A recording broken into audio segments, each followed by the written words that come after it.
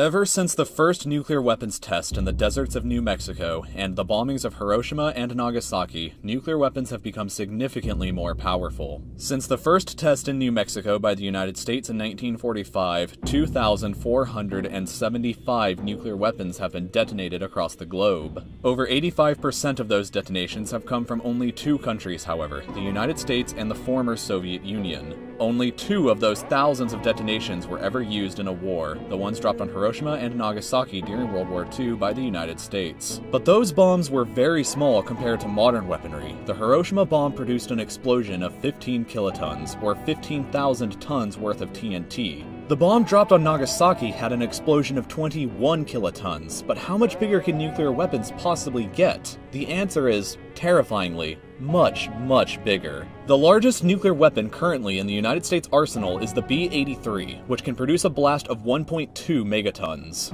To understand the scale from here out, 1 megaton is equal to 1 million tons of TNT, and that is equal to 1,000 kilotons. Remember that the Hiroshima blast was just 15 kilotons, so that means that the B-83 produces a blast 80 times more powerful than that. What I've been showing on this scale is only the size of the mushroom cloud that the bombs produced, so to further add to the scale, we're going to place the size of Mount Everest here and the average altitude of a commercial airliner that you would normally fly on here.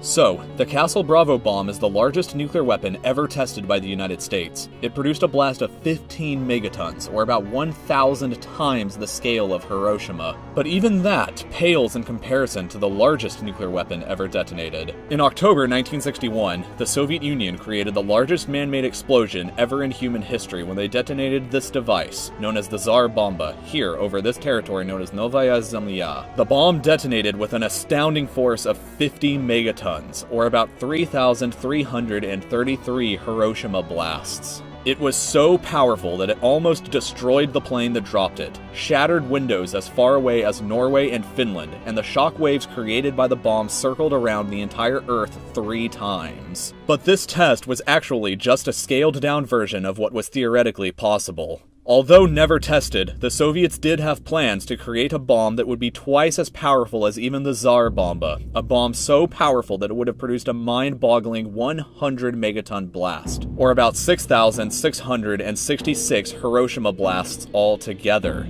To get another sense of scale, let's imagine that Times Square in New York City would be the epicenter of these blasts. You can test this stuff out yourself on the website NukeMap after watching this video. I'll provide a link for it after the end, but let's see the results first. First off, we're going to show the size of this detonation, which was caused by the recent North Korean test in 2013. Following this, here's the size of the Hiroshima detonation, which isn't really that much bigger, but let's move on to the B-83 bomb that we were talking about.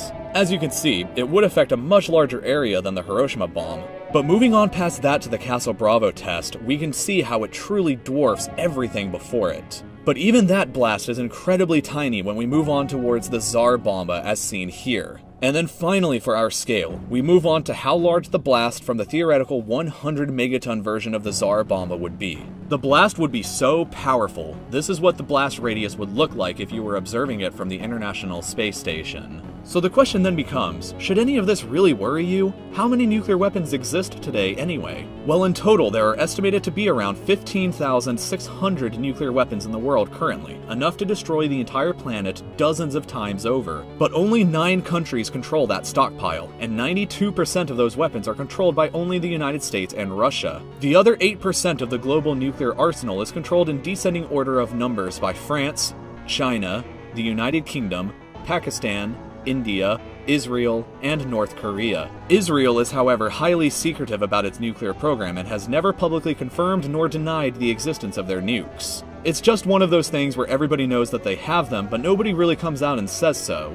Unless your name happens to be Mordecai Vanunu, a man who did reveal details about Israel's nuclear program and spent 18 years in prison, including over 11 years in solitary confinement. Also interesting to note, South Africa used to be in possession of 6 nuclear weapons because the past apartheid regime was afraid of the 79% of the population that couldn't vote and communists trying to overthrow their government, but they eventually agreed to dismantle all of them, which makes South Africa the only country to ever acquire nuclear weapons and then voluntarily get rid of them. Well, unless you don't count Ukraine, Belarus, or Kazakhstan, which all had nuclear weapons for a brief amount of time after they declared their independence from the Soviet Union in 1991. Ukraine is particularly awkward because after their independence, they found themselves in possession of over 5,000 nuclear weapons, which would make Ukraine for a brief period the world's third largest nuclear power and probably one of the most powerful countries on Earth as a result. They agreed to hand them all over to Russia in exchange for a super serious promise that nobody would violate their territory or borders in the future, and we all know how that turned out.